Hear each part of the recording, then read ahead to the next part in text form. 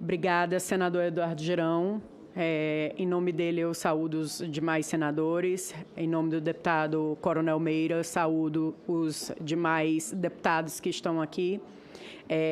O meu papel aqui é falar sobre as violações dos direitos dessas pessoas que estão presas desde o dia 8.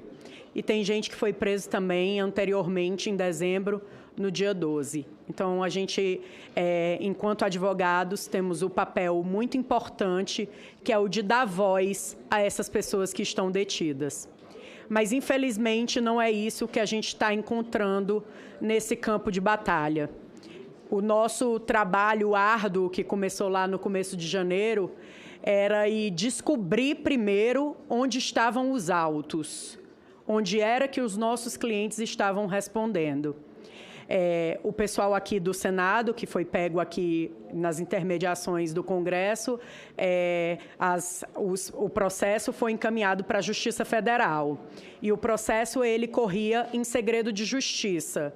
Então, se a gente jogava o nome do nosso cliente lá, a gente não conseguia localizar o processo. Tinha que ir pessoalmente lá na vara. No caso, eu fui na 15ª Vara Federal. Protocolei um pedido lá, pedi para a servidora pedir lá para o juiz para liberar os autos para mim, porque eu precisava fazer a defesa da minha cliente naquele momento. E aí os autos foram liberados naquele momento, mas não tinha praticamente nada. Tinha o auto de prisão, que também não trazia quase nada. Os clientes que decidiram, no momento da prisão, não falar, decidiram não ligar para as pessoas, como no caso da minha assistida, naquele momento, ela não ligou para nenhum parente. Os parentes dela entraram em contato comigo porque ela estava sumida, desaparecida, desde o dia 8 pela manhã, que foi quando o celular dela descarregou. E aí eu só tinha um auto de prisão e não sabia onde era que ela estava localizada. E aí caí em campo, né, para procurar.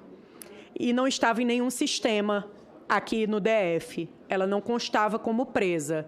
Eu consegui saber depois que eu cheguei na 15ª Vara e que tinha o nome dela lá e que ela realmente estava detida.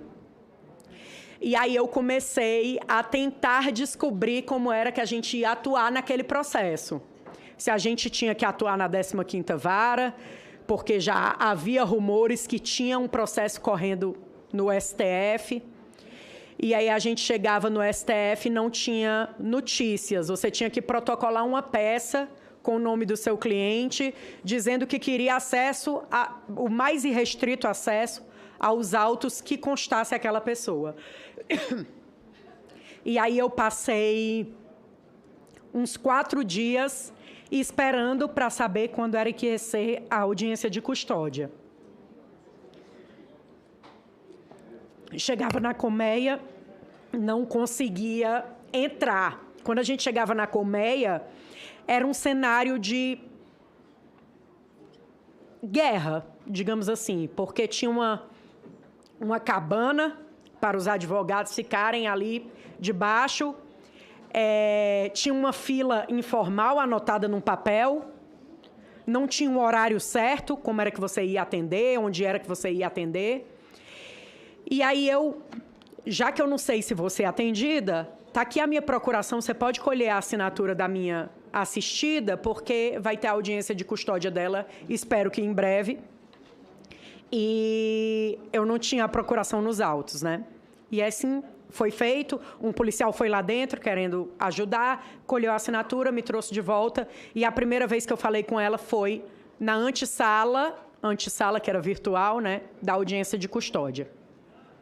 Falei por 5 minutos com ela, a primeira vez que eu a vi. E aí eu trago que existe uma resolução no CNJ, que é a resolução 213 de 2015, que diz que o preso, porque isso também está nas convenções dos direitos humanos. Essa resolução 213, ela fala que aquele que foi preso, ele tem que ser conduzido a um juiz para que ele verifique a legalidade daquela prisão. E nessa resolução ela diz que aquele assistido, ele tem que ser ouvido pelo juiz que irá julgá-lo. E não foi isso que todos nós advogados assistimos. Vimos juízes que foram delegados para fazer aquele ato e, no caso da minha assistida, o juiz lia um script, ele nem decorou, ele lia mesmo. Estou aqui, delegado pelo ministro Alexandre de Moraes, etc. E aí, no final, a gente fazia os pedidos dos mais diversos, pessoas que tinham comorbidades pediram pela liberação por conta das comorbidades e etc. E o Ministério Público se manifestava também lendo um script.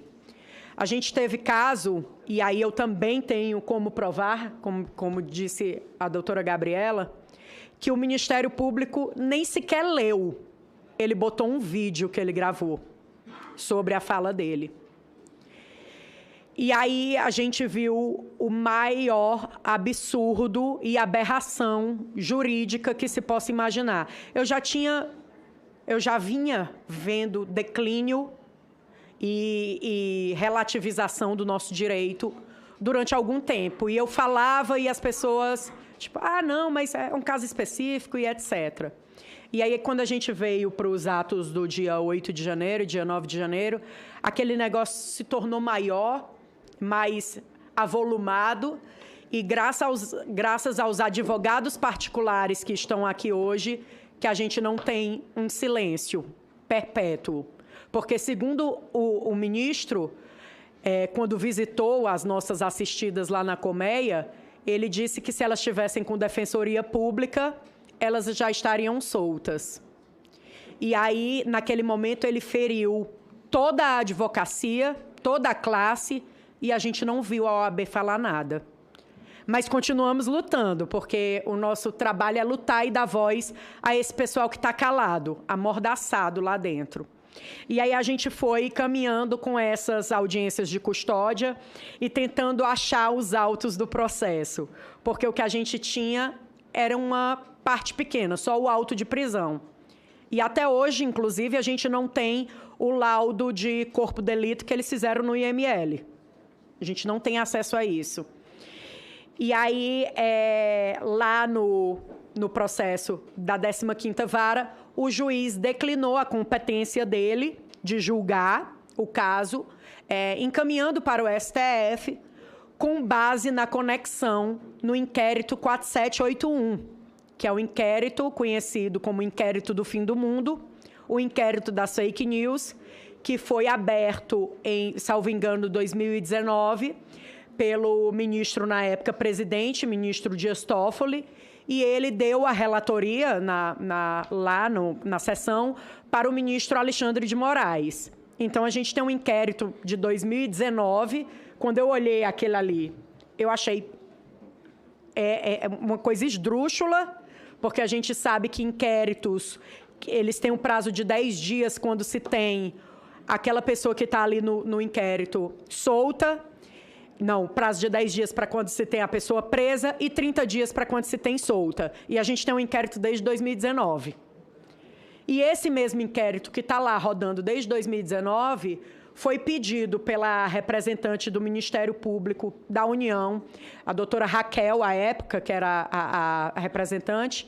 Ela pediu o arquivamento desse inquérito, porque o inquérito deveria ter sido pedido pelo Ministério Público. Ela pediu o arquivamento, que não foi aceito pelo ministro relator Alexandre de Moraes, e esse inquérito continuou. E as pessoas que eram inclusas nesse inquérito, quando elas pediam acesso ao inquérito, vinha só uma parte do inquérito. A parte que cabe a você é essa.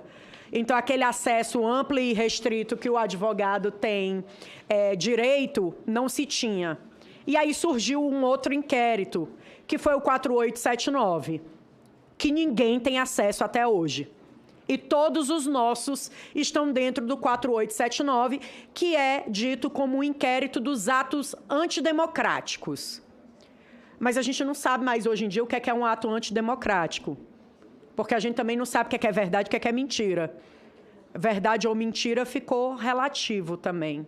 E ato antidemocrático também.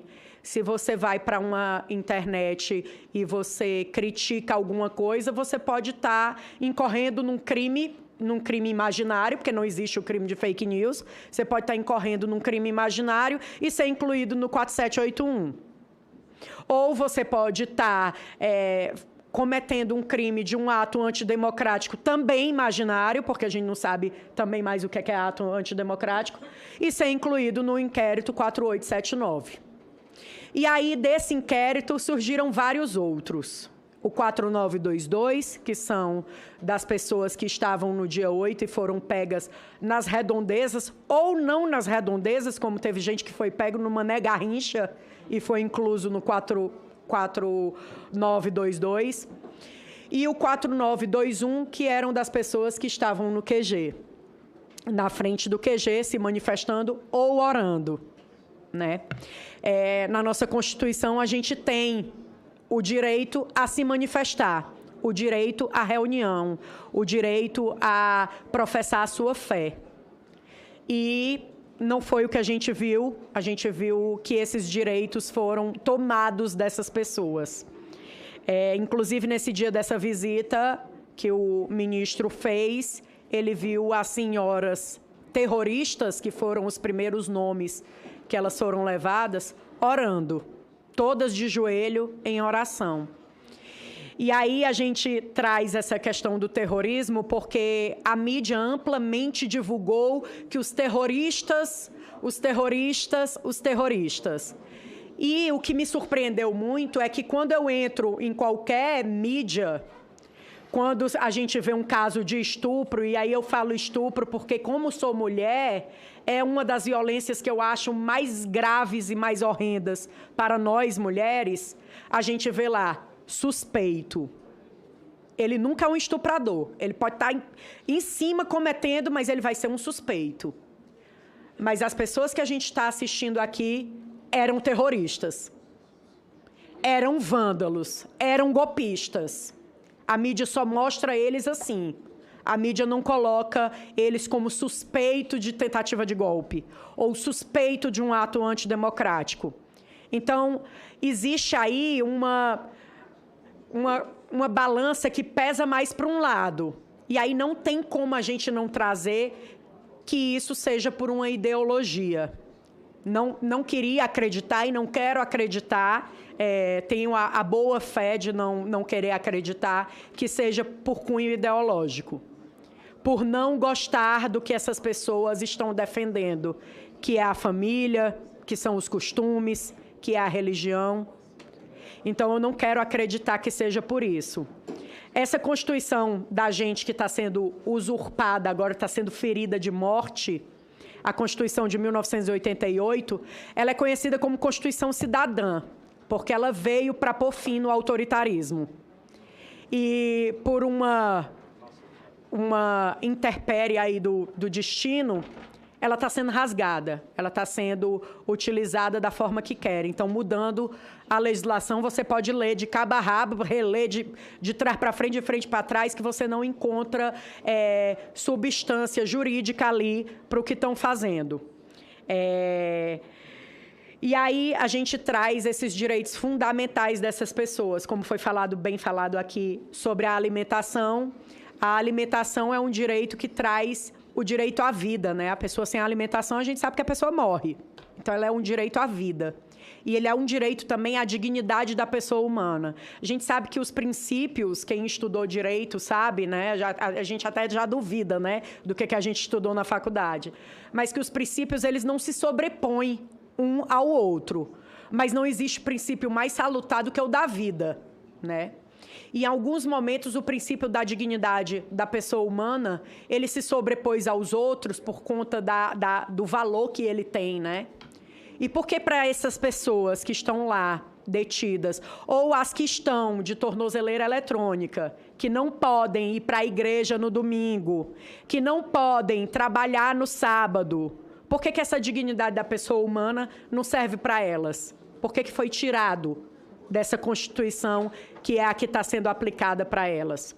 E aí a gente traz também a competência do STF para julgar esses crimes. O STF, nesses casos, é incompetente, porque a nossa Constituição, no seu artigo 102, ela traz como é que o STF, para que é que o STF pode julgar em ações originárias, que é como essa ação originária, quem são as pessoas que ele pode julgar. E eu li já várias vezes, eu não sei se a minha Constituição é diferente da dos meus colegas, mas não tem nenhum dos que a gente está assistindo agora. Então, eles não se encontram lá em nenhum lugar. Eles se encontram no artigo 109, no inciso 4. Eles eram para estar respondendo através dos juízes federais nas varas federais. E aí, o ministro traz o artigo 43 do Regimento Interno do STF, que diz que os crimes cometidos contra o STF serão julgados por ele. Ok. Mas não foi todo mundo que cometeu algum crime dentro do STF. As pessoas do 4921, que são as do QG, principalmente, eles estavam na frente do QG, não chegaram nem perto do STF. É arriscado, se você perguntar, eles nem saberem qual é o prédio do STF. E eles estão sendo julgados pelo STF. Então, a falta de individualização, que a gente sempre vem batendo nessa falta de individualização, faz com que isso aconteça. A gente coloque todo mundo dentro da mesma panela e bata aquele caldo ali e vai todo mundo nesse comboio. As denúncias que a PGR fez, eu passei, e aí eu já tenho meio que uma perseguição com isso, né, de plágio. Eu passei no antiplágio, eu escrevo, né, eu faço pesquisa, então tudo eu tenho que passar no antiplágio para ver o que é que está acontecendo, né, para não responder por um crime de plágio. E as denúncias, a comparação das denúncias, elas davam 98% de semelhança. Se não for genérica, só muda o nome da pessoa. E aí eu peguei também, eu disse, não, vou pegar aqui o depoimento dos policiais que fizeram a condução, dos policiais que estão como testemunha, e vou passar no antiplágio também, porque tá tudo muito estranho. E no antiplágio, os depoimentos davam 93%, que também só mudava o início. E aí eu pergunto, se tem como eu falar sobre essa audiência pública que a gente está vivendo aqui, e eu contar a mesma história da doutora Emanuela, colocando, inclusive, nas ordens as palavras iguais. Se tem como eu contar o que eu vivenciei, principalmente depois de um momento de estresse. Coronel Meira, com certeza, sabe o que é um momento de estresse como policial. Você contar uma mesma história igual o seu colega, sendo que vocês viveram cada um com a sua visão. E ela dá 93% de semelhança. Mas a testemunha, que foi quem colheu esses depoimentos, ele disse que não recebeu escrito. E aí, no final, o outro policial disse que, não, eu mandei por escrito. Alguém fez. E as pessoas ficaram aqui dentro, as pessoas que ficaram dentro do Congresso, ficaram dentro do Planalto, ficaram até um certo horário para poder serem detidas. Não foi dado voz de prisão a elas, pelo menos é o que elas relatam, e todas relatam igual, nas suas palavras, mas igual. E elas desceram, ficaram, daqui do Congresso, ficaram no estacionamento aqui do Senado por 20 horas, sentadas. Inclusive, temos um assistido de uns colegas nossos que estão aqui presentes, que ele passou mal, chamaram o SAMU. Ele foi atendido pelo SAMU. Ele teve uma crise, não sei se foi convulsiva. A minha assistida levantou para segurar a cabeça dele, para ele não bater a cabeça na parede. E o policial repreendeu ela, dizendo que ela não podia. Ela disse, você vai deixar ele ficar batendo a cabeça até ter um traumatismo craniano? Isso é questão de humanidade. É claro que eu vou fazer alguma coisa. Se quiser fazer alguma coisa comigo, pode fazer. Mas eu não vou deixar ele ficar batendo a cabeça aqui até ter um problema. E aí essas pessoas passaram por essa questão da falta de humanização no momento da prisão. A primeira refeição que eles receberam foram dos colegas advogados que vieram para cá para fazer o atendimento, que trouxeram essa alimentação para poder dar para eles, que eles não tiveram direito. Após isso, depois que eles estavam presos, passaram-se 4 dias, eu acho que depois da audiência de custódia, salvo engano, todos eles passaram por coleta de material genético. Todos eles tiveram aquele material genético que a gente sabe que a lei do Banco de Perfis Genéticos, ela tem um rol dos criminosos que tem que passar obrigatoriamente por esse perfil genético. E nesse rol não inclui os terroristas, como eles falam, né? Os antidemocráticos, não inclui. E também é depois de condenados. Eles nem réus eram naquele momento, quando colheram o perfil genético. E aí, como se sabia da ilegalidade, né? Colheram a autorização pessoal de cada um para poder fazer essa coleta. E foi coletado e a gente também não tem laudo de nada disso. A gente não tem a comparação, porque se eles coletaram esse perfil genético, seria para fazer alguma comparação com alguma coisa que eles pegaram ou com alguma coisa, alguma peça deles. Era para ter sido feito e era para ter sido dado para os advogados terem conhecimento. A súmula vinculante 14 do STF, ela diz que o advogado ele tem que ter acesso amplo às provas. Mas as próprias imagens do Planalto, as próprias imagens da esplanada e daqui de dentro do Congresso foram sequestradas, né? Eu digo assim porque não existe uma justificativa plausível que você me dê para dizer por que você não libera essas imagens, já que você é vítima ali, né? E você está tratando dos criminosos e aquele criminoso você tem certeza que ele fez. Por que não libera a prova do porquê que a minha cliente está presa? Por que o irmão de A, B ou C está preso? A mãe, o pai, etc. Como a gente disse aqui, não são números, são pessoas e pessoas que acreditavam e acreditam ainda na liberdade desse país, na pátria livre. São pessoas que vieram para cá, seja para orar, porque foram presos e as testemunhas disseram isso. Os policiais que conduziram, tinham gente que disse para mim que veio só orar pelo país. E a gente pergunta, policial, chegou lá, o senhor separou os que vieram só orar, dos que vieram só cantar o hino, dos que levantaram só a bandeira, dos que estavam segurando uma faixa? Não. A ordem era para levar todo mundo, independente do que era que tinha sido feito. Então, a partir daquele momento, já não teve uma individualização da conduta. Imagine depois.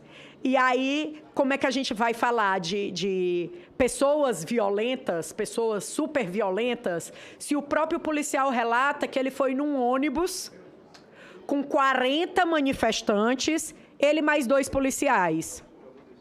Para mim, soa muito estranho que eu vá entrar num ônibus, eu e mais 2 colegas, com 40 pessoas super violentas. Pessoas, inclusive, essas que tinham dificuldade de subir no ônibus. Então, não é a realidade. E aí a gente também vê pelas imagens, as poucas imagens que a gente tem, que tinha 2, 3 que quebrava alguma coisa, que, ao meu ver, foram pessoas que vieram realmente para isso, né? E os policiais também relataram isso, que eram poucos os que vieram para quebrar, os que quebraram, e esses poucos quebraram e foram embora, não ficaram. E aí eu até conversei um dia com o pai da Gabriela, o seu Ritter, e eu disse assim, olha, seu Ritter, vocês foram presos porque ficaram tirando foto, né? Olhando os monumentos aí. Ele. Eu acho mesmo, lá no Ceará a gente chama de abestado, né? Vocês foram abestados. Ficaram lá olhando pro tempo, boca aberta, foram presos. Tá aí, ó. Ele fala bocó, a gente foi bocó. E assim, a gente ri, mas, estão 6 meses presos por ser bocó. Entendeu? Por ter ficado tirando foto, acreditando que ainda existia direito no país. Que o direito ainda estava sendo seguido. E que eu só ia responder pelo crime que eu cometi. E não foi bem isso. Essas pessoas foram presas e tiveram seus direitos cerceados. E aí a gente traz também a questão não só da incompetência, como eu falei aqui, mas a questão também da suspeição do ministro. Hoje eu me ponho a falar no Congresso, a dar entrevistas. Antes eu acreditava que o advogado ele só deveria falar nos autos. Mas se o juiz, relator do caso, tuita, chama tuitaço num domingo, fica dando entrevista, participa de live, falando do caso, por que que eu, que sou advogada de defesa, não venho para cá falar também pelos meus assistidos?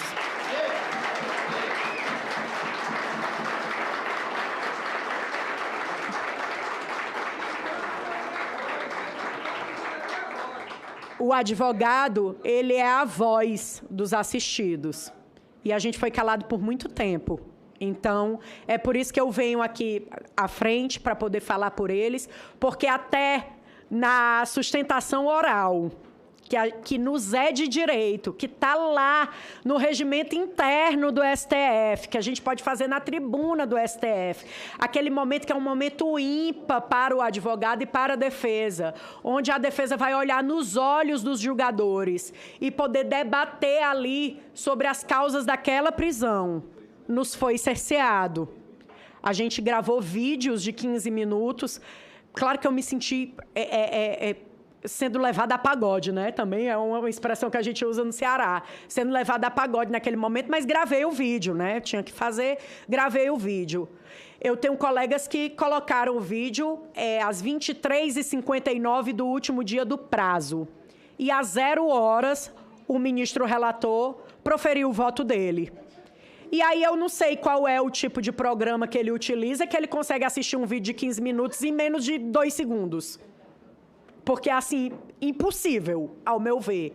Então, ficou provado que ele não assistiu. E o pior disso tudo, porque não é só ele não ter assistido, é ele ter passado na cara de todos nós que ele não assistiu. É ele ter deixado expresso que ele não ia ouvir a defesa. E ainda foi enviado para a imprensa com 10 minutos, o voto na íntegra.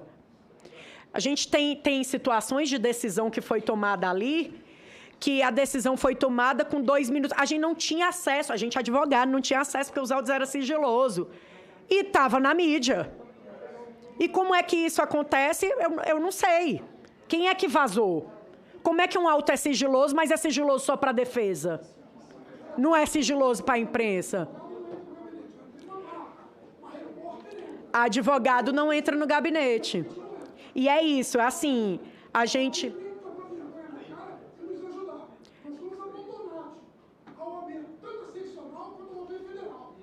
É isso.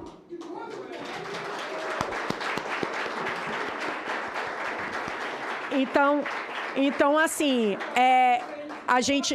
a gente tem essa gravidade de não ser atendido pelo juiz relator, de tentar, de peticionar várias vezes no processo, como o caso do Jean, esses laudos de que ele tem autismo severo, foi peticionado várias vezes.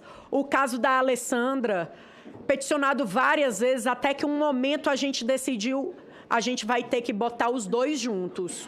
O marido e a esposa, que eu quero ver se ele vai negar os dois juntos. Porque se ele negar um e outro... Se a gente colocar um pedido para um e um pedido para outro, ele pode dizer que não viu que era marido e mulher. Mas se a gente botar junto, ele vai ter que negar. E aí vai ficar escancarado. E foi quando a gente colocou juntos e conseguiu, com a graça de Deus, a liberação da Alessandra. Porque as crianças estavam em sofrimento e a gente tem laudo psicológico para isso, para provar isso. E aí, então, esses laudos não têm sido vistos, esses problemas de saúde das pessoas não têm sido vistos, porque a defesa está calada nos autos.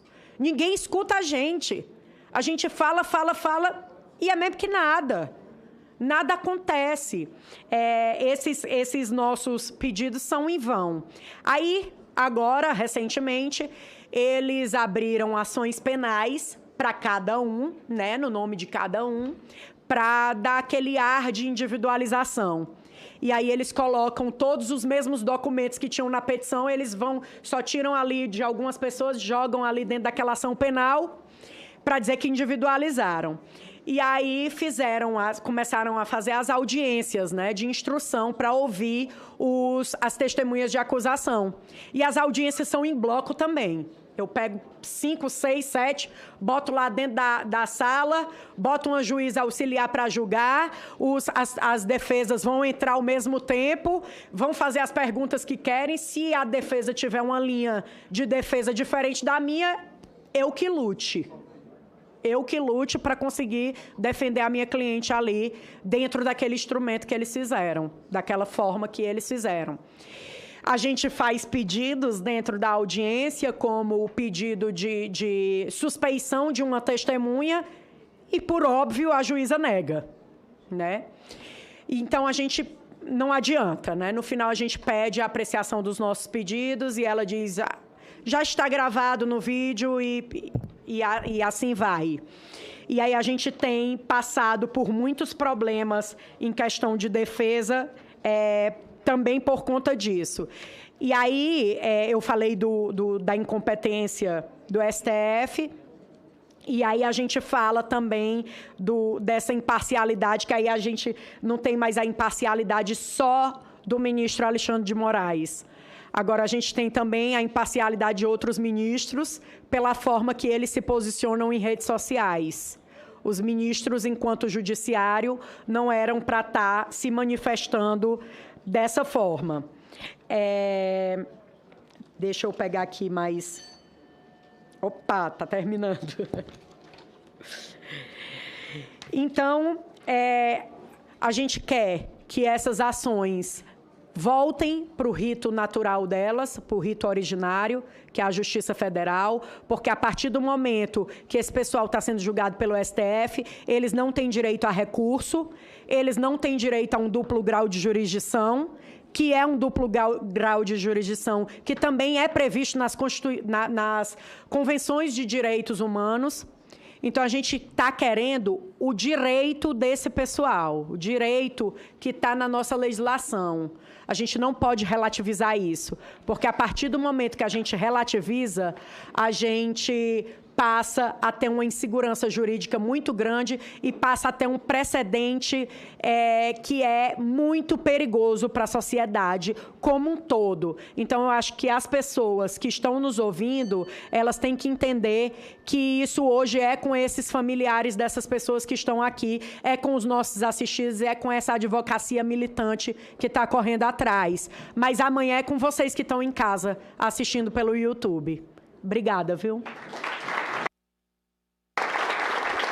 Senhor presidente.